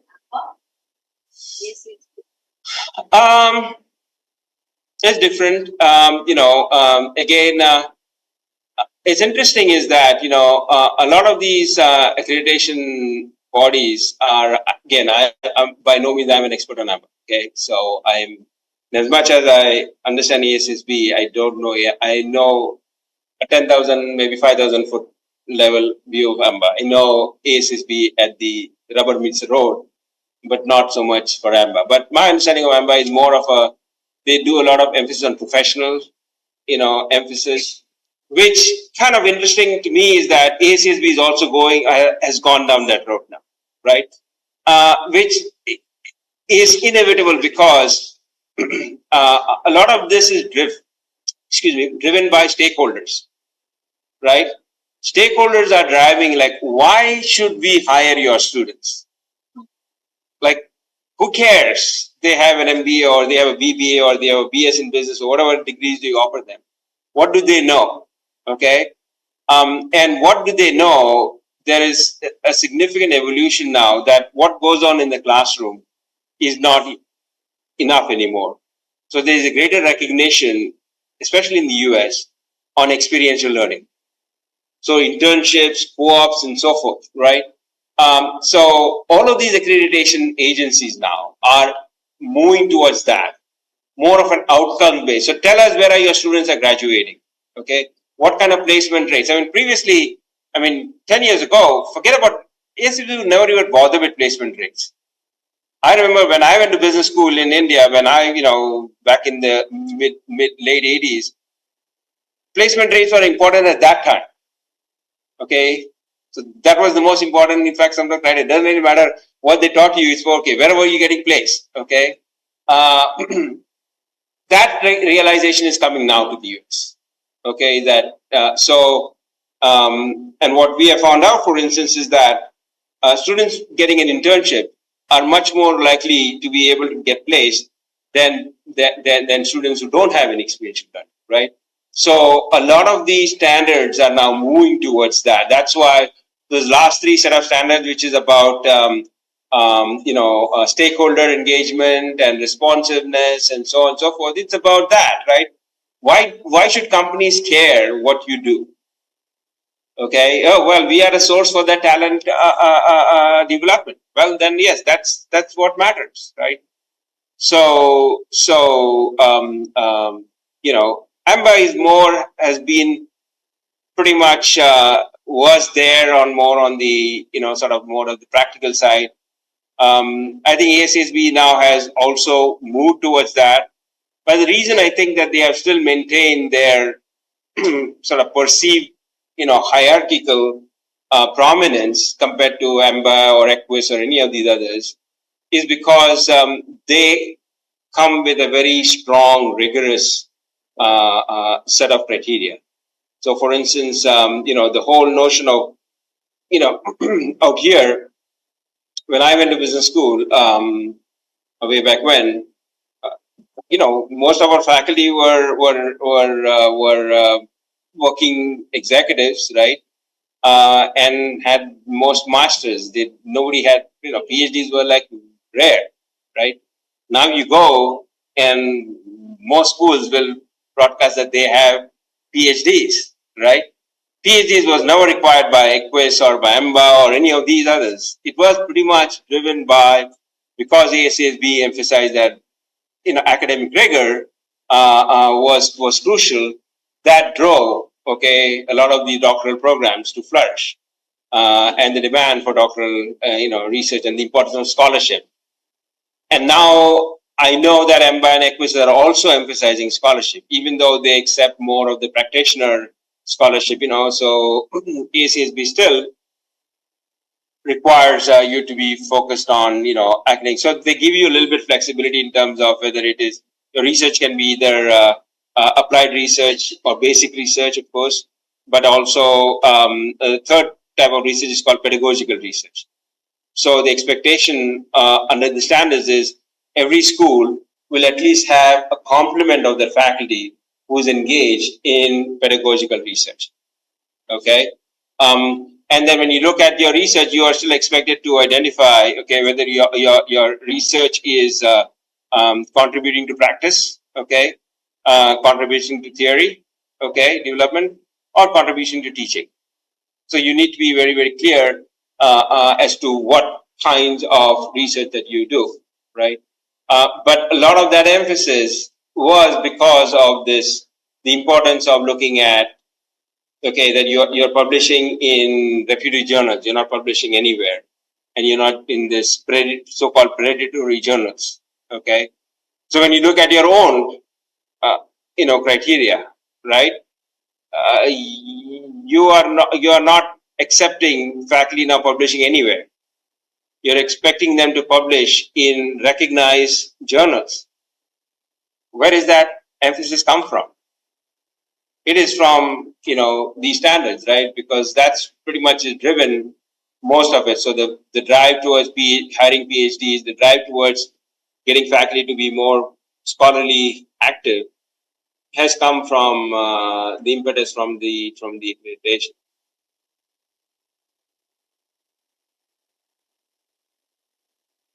Any other questions, comments? I hope it has been helpful. Number of questions we asked you. No, it's fun. I mean, look, some may accuse me that I'm an ACSB ambassador. I don't pretend to be one, okay, because I don't consider my. But I've been involved. I'm a mentor. Completed the mentoring course program that they offer, and I've done the accreditation for my institution for more than 15 years now. And so I really believe in that. I can see the value of the standards, and even though the standards have evolved, and so having an understanding of the standards and then knowing what Amity is doing or has been doing, it's like, why have we been taking so long to get this thing done? I mean, it's a no-brainer. In my mind, it's a no-brainer. Yes, it may take time to get it done, but it's not that. It may be even a little bit accelerated for you all, okay, because you're already there. It's more about creating that report. Like, you have all of the data. Now you need to put it into a format that people will accept, the reviewers will accept it. So it takes time for you to put stuff into a format, but you don't have to start figuring, okay, what am I going to study and what kind of theoretical framework am I going to be using for my study? And then I'll go to collect the data, and then how do I collect the data and analyze the data and then put it together? No, some of those things are already in place. You have the data. You already have your theoretical framework that you use for doing the data, right? It's about putting it together. And as I said, I'm not exaggerating, but the number of schools that will be ACSB accredited in this country is going to be skyrocketing in the next 3 or 4 years for sure. Just because I know that there are quite a few on different stages of that cycle. Okay. And I'm looking at them, and I mean, okay, I've left this country some time back, and I claim I don't have as in-depth an understanding about it, but I do recognize quite a few schools, right? And I'm looking at some of these schools, and like, where are they come from?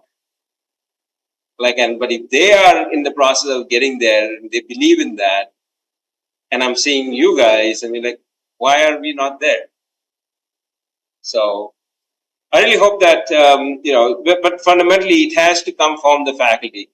But that is, that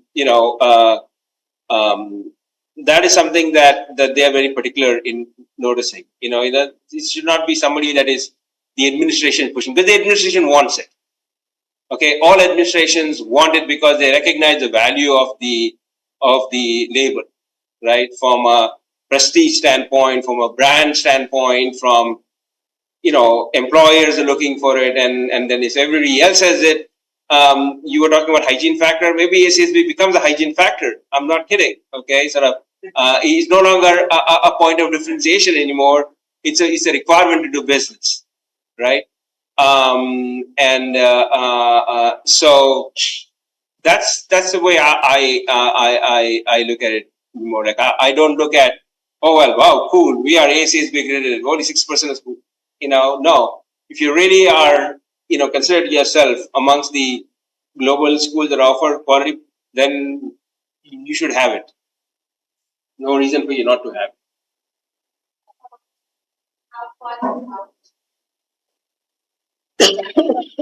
Excuse me.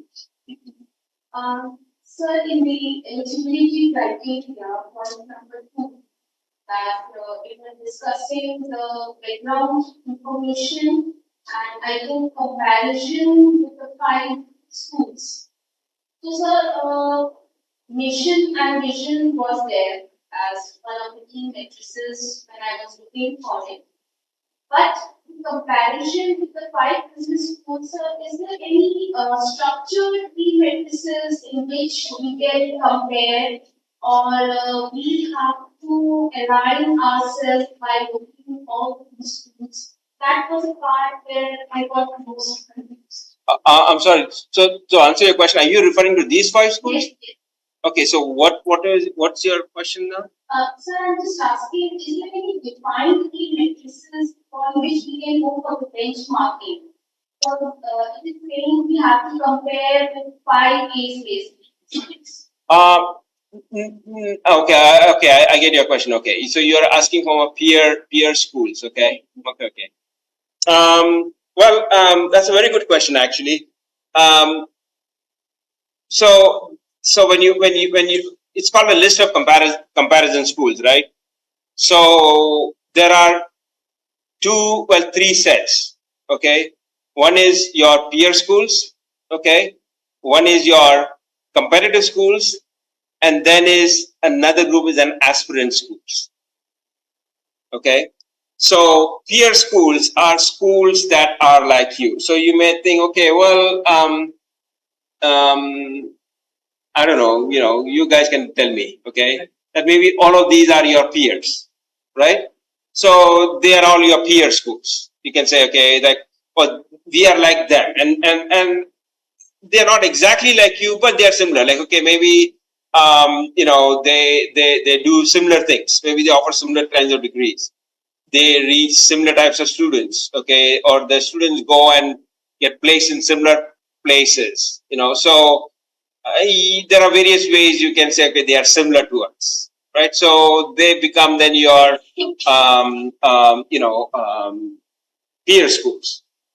Then you have what I call as competitive schools, competitive peers. So you may say, I don't know, again, help me here. So is IIFT a competitive school? IMT and IMI. Okay, so IMT and IMI are your competitive peers, right? So you're asked to prepare this list.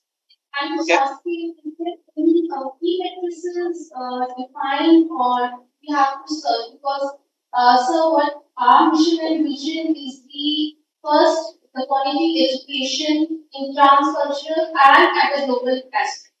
And yes. Maximum of them, I think, BITS is there and IMI is there, where we can go with these 3. Yes, but so again, good question. As I said, you would look at the size of the school.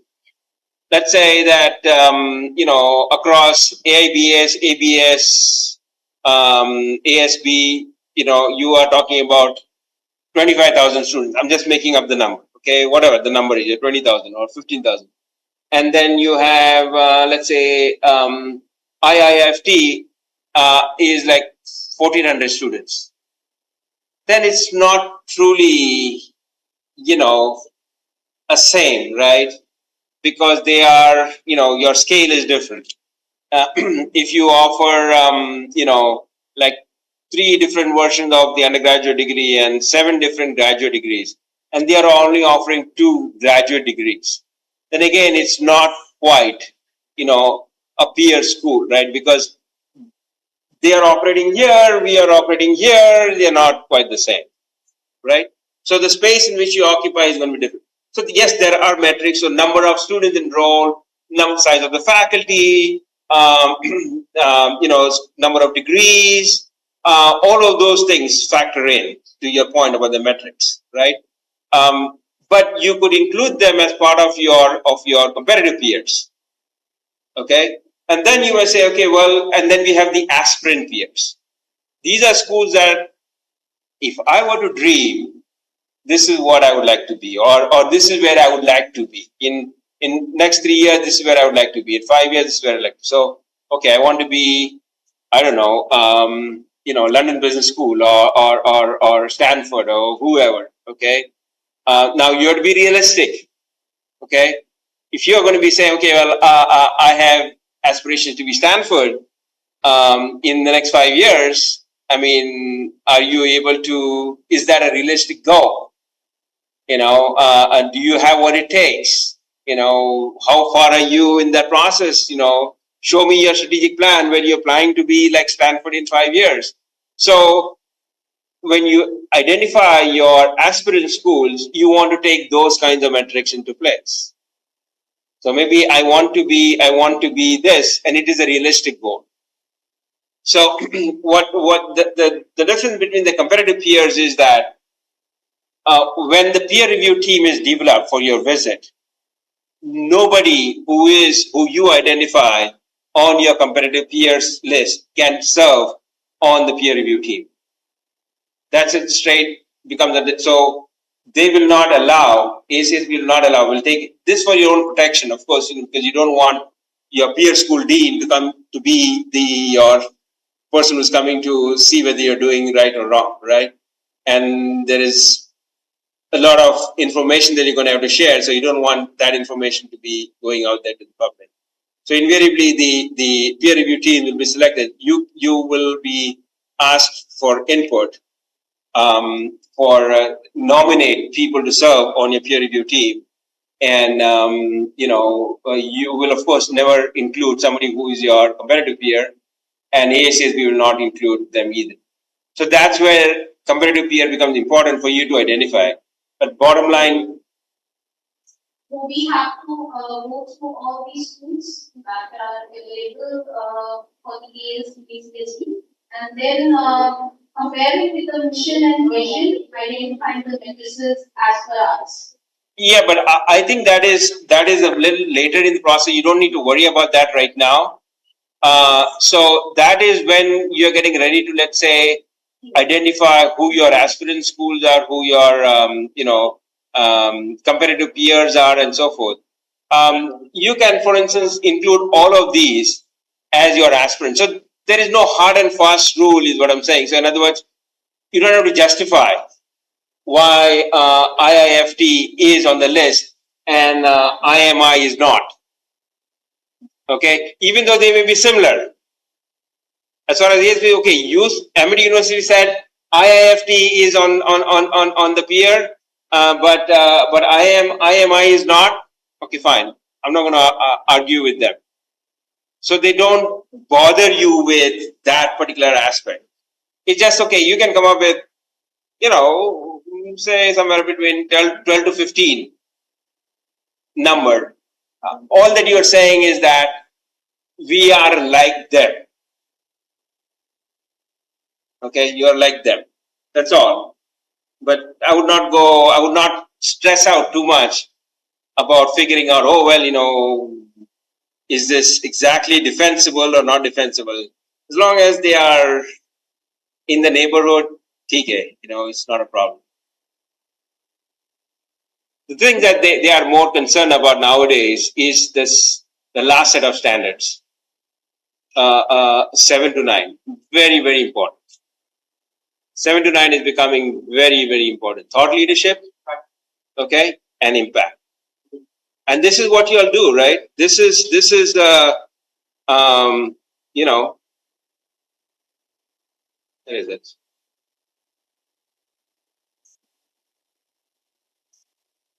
This is ununderstandable. And this is something that you guys are doing, I would think. Yes, absolutely.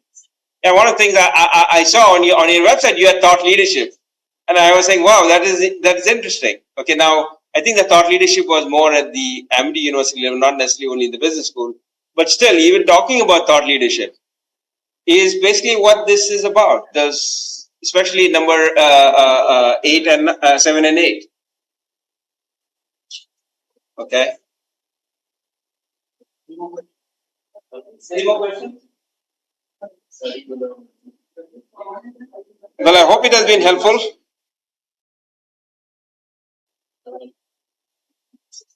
So, formally, we extend our gratitude to you, sir. I'm sure we have more questions as we go forward through our process.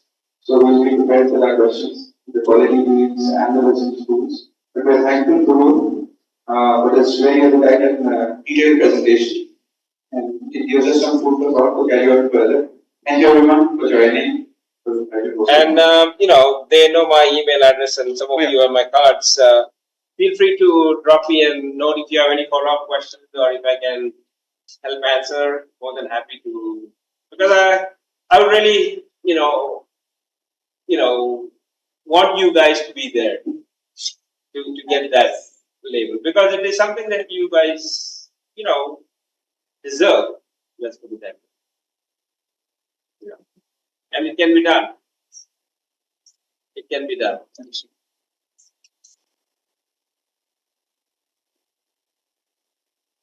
We'll discuss them. Thank you, everyone. Yeah, thanks so much. Thank you. Really The appreciate number of it. questions we asked was indicative of the interest we I had. know. It would have been a little bit concerning if there were no questions. Then everybody was like, yes, I understand. Like students. Thank you. That you also, understood. Yes. Any questions? No. You would say I was so great and you would explain everything that you didn't have any questions for me. So that's usually really. So I'm really glad we had this conversation. Thank you. So much. Yeah. Thank you, and I hope we get to use it. Absolutely. Please. Yeah. Stay. Thank you, ma'am. Thank you. Thank you. Yes. Yes. You have my email address, so please feel free to drop me a note anytime. Oh, this one. Yeah. Speak with you, submit all. We will. I'll even share the email. Yes. It's already on this thing, so feel free to use it. ABS, ASL,